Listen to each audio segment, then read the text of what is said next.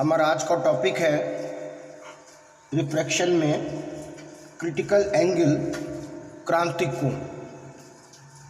तो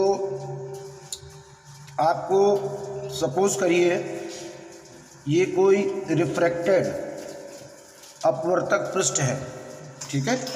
refracted means अपवर्तक पृष्ठ है।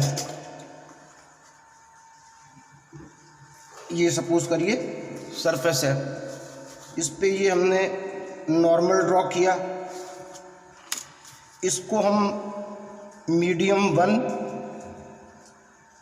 रेयर लेके चल रहे हैं और ये मीडियम 2 हमारा डेंस है, मतलब इसको हमने विरल लिया है और इसको हमने डेंस यानी सघन लिया है। ये इंसिडेंट लाइट है, आपतित किरण। जैसा कि आप प्रीवियस लेक्चर में जान गए होंगे, when light travelled dense to rare medium then it away from normal. जब प्रकाश की किरण सघन से विरल में जाती है तो अभिलंब से दूर होती है। सब ये आपने पढ़ा है। अब जरा यहाँ पर आप एक चीज़ और देखिए कि अगर ये एंगल आई है और ये एंगल आर है, अगर ये एंगल आई और बड़ा हो जाता, ठीक है, इंक्रीज कर जाता, तो ये और ज़्यादा नॉर्मल से अवे होती, अभिलंब से और दूर जाती ना। तो इसी तरीके से जब इस कंडीशन को समझिए, ये फाइनल फिगर है जो आप बनाएंगे, वो तो मैंने आपको समझाने के लिए बनाया है। अब मान लीजिए ये I की वैल्यू इससे भी ज़्यादा हो गई। I की वैल्यू, सॉरी I यहाँ होगा, I की वैल्यू इससे भी ज़्यादा हो गई तो क्या होगा, ये और बेंड करेगी और अभिलंब से दूर जाएगी, अवे फ्रॉम नॉर्मल। तो सपोज करिए इस एंगल I पर ये बिल्कुल इस तरीके से मीडियम में आ गई। किस तरीके से कि ये जो R था, एंगल R, ये आपका हो गया 90 degree. Then this incident angle is called critical angle. अब ये आपतन कोण क्या कहलाएगा, क्रांतिक कोण। समझ रहे हो, मतलब सिंपल सा फिनोमिना है कि I की वैल्यू और R की वैल्यू को देखिए, रेस कहाँ जा रही हैं, डेंस से रेयर में। तो जाहिर बात है I जैसे जैसे बढ़ता जाएगा, इंक्रीज करेगा, ये जो रिफ्रैक्टेड रे है, अपवर्तित किरण है, ये नॉर्मल से अभिलंब से दूर होती जाएगी। एक समय ऐसा आएगा जब ये दूर होते होते बिल्कुल इसी सरफेस पर आ जाएगी, इसी सतह पे आ जाएगी। उस समय ये R कितना हो जाएगा, 90 डिग्री। तो जिस कंडीशन में ये R 90 डिग्री हुआ है, उस कंडीशन में जो इंसिडेंट एंगल है, आपतित कोण है, वो क्रांतिक कोण कहलाता है। Is it clear? मैं डेफिनेशन भेज दूंगा, आप इसको इस तरह समझिए, the angle of incident in denser medium, in denser medium, ठीक, ये रेयर है और ये डेंसर मीडियम है, for which angle of refraction is 90 degree, ठीक है। Angle of refraction is 90 degree in rare medium, ठीक। Then this incident angle is called critical angle. फिर से सुन लीजिए, सघन माध्यम में वह आपतन कोण जिसके लिए विरल माध्यम में अपवर्तन कोण 90 डिग्री होता है, क्रांतिक कोण कहलाता है। क्या कहलाता है, क्रांतिक कोण कहलाता है। The angle of incident in denser medium for which angle of refraction is 90 degree in rare medium, then incident angle is called critical angle, ठीक है। सघन माध्यम में वह आपतन कोण जिसके लिए विरल माध्यम में अपवर्तन कोण 90 डिग्री 90 डिग्री का होता है तो वह आपतन कोण क्रांतिक कोण कहलाता है। Is it clear? अब एक मैथमेटिकली समझिए, ये मीडियम 1 है और ये मीडियम 2 है। आपने स्नेल का नियम पढ़ा है, n is equal to sine i upon sine r, basic rule. इस रूल को यहाँ पर पुटअप कर रहे हैं तो लाइट कहाँ जा रही है? सेकंड से फर्स्ट में जा रही ना, तो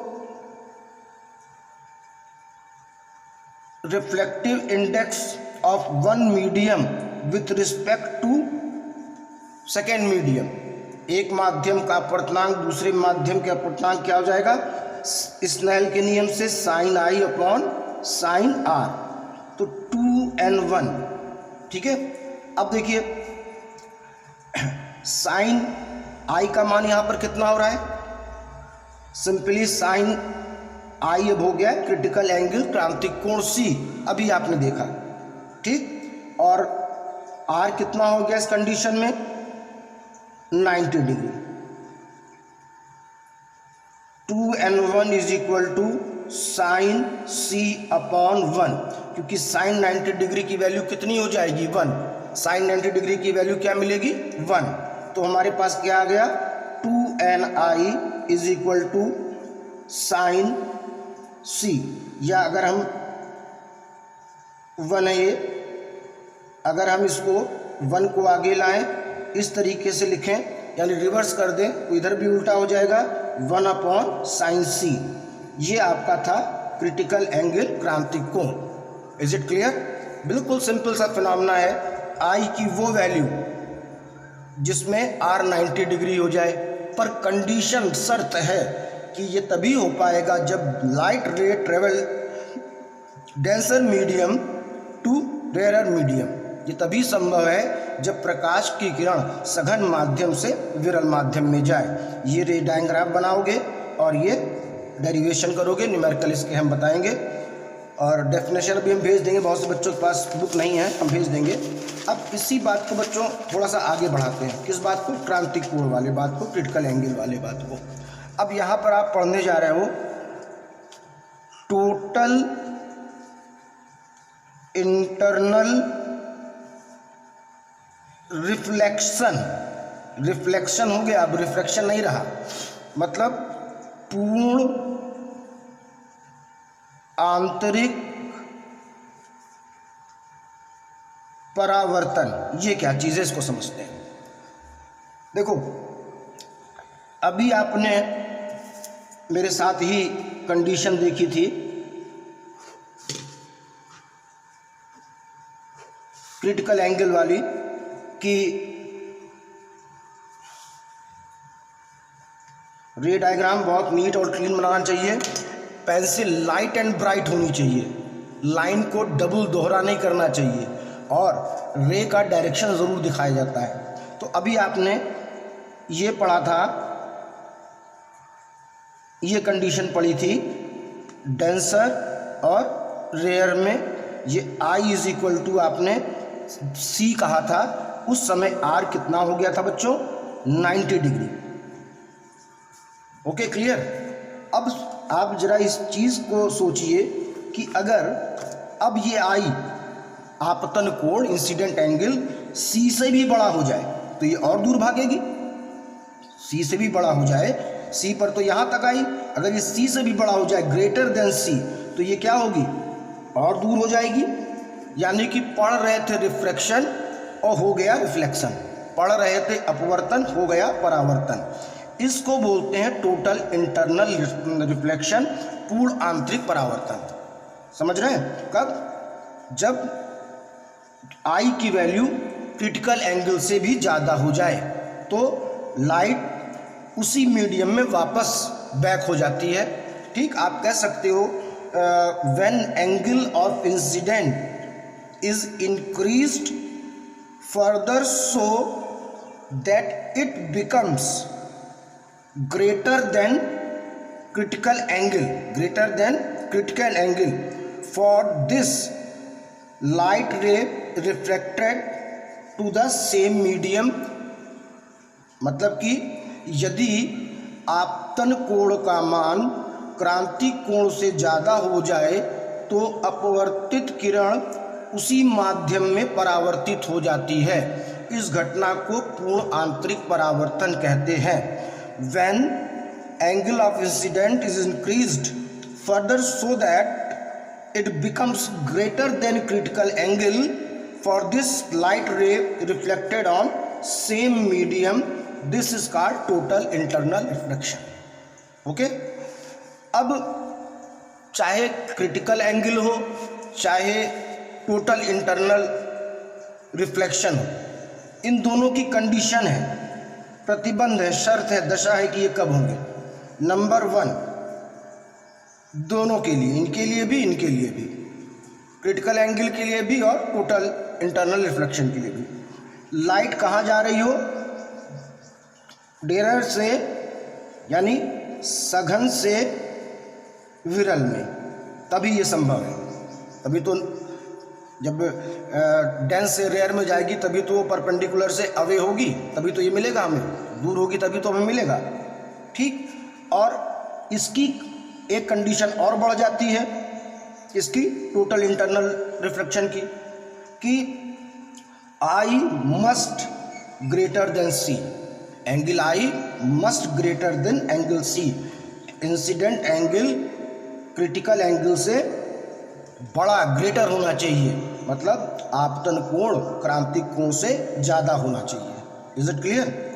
अब बहुत सारी फिजिकल फिनोमिना हैं, घटनाएं हैं प्रकृति में जो टोटल इंटरनल रिफ्लेक्शन से होती हैं। देखिए, कई सारी घटनाएं आपको इसी से मिलेंगी, टोटल इंटरनल रिफ्लेक्शन से। तो कुछ जैसे आपने डायमंड के बारे में कहा है, डायमंड क्या है, आप डायमंड को सुनते ही कि भाई बहुत स्पार्क कर रहा है डायमंड, ठीक, कंडीशन समझ ली ना तुम लोगों ने। स्पार्किंग ऑफ डायमंड, हीरे का चमकना। देखो, ये जो हीरा है जब नेचुरल कंडीशन में लाते हो तो नमक के ढेले जैसा रहता है बिल्कुल। इसको कटिंग करके, जिसको तराशना कहते हैं, जब तराशते हैं तो इसमें चमक आती है। होता क्या है, वहाँ भी टोटल इंटरनल रिफ्लेक्शन ही जिम्मेदार है। जैसे कि ये हीरा है, आपने कटिंग के करके, मतलब तराश के इसके खूब सारे बना दिए वो। अब एयर और डायमंड, वायु और हीरे के लिए क्रिटिकल एंगल की वैल्यू 24 के आसपास होती है। अब होता क्या है, इसमें लाइट किसी एक सरफेस से अंदर आ गई, ठीक है, और अब वो इसके अंदर बार बार हर सरफेस से टोटल इंटरनल रिफ्लेक्शन, पूर्ण आंतरिक परावर्तन कर रही, बाहर निकल ही नहीं रही है, बाहर निकल नहीं रही है। उसी के अंदर क्या हो रहा है, टोटल इंटरनल रिफ्लेक्शन। इस सरफेस अंदर तो आ गई, यहाँ से यहाँ रिफ्लेक्ट हुई, फिर यहाँ हुई, लेकिन बाहर नहीं जा रही है। अब आपको याद है, जब आप हीरे को धूप में ऐसे ऐसे करके चमकाते हैं तभी उसमें चमक आती है ना।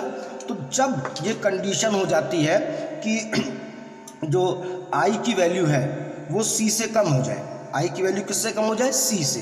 तो अगर आई की वैल्यू सी से कम होगी तो प्रकाश, सॉरी, लाइट जो है यहाँ था, यहाँ की बजाय क्या होगा, यहाँ चला आएगा, क्योंकि आई इज़ ग्रेटर देन सी पर ये मिल रहा था ना।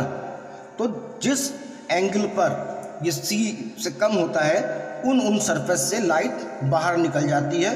क्योंकि आई एक सरफेस से निकली कई सरफेस से, तो हमें वो ब्राइट चमकदार दिखाई देती है। Is it clear? इसको भी मैं भेज भी दूंगा नोट्स में, तब लिख लेना, पहले समझ लो दोनों को और फिर नोट्स बनाकर इसको प्रिपेयर करके भेजो बच्चों। ओके।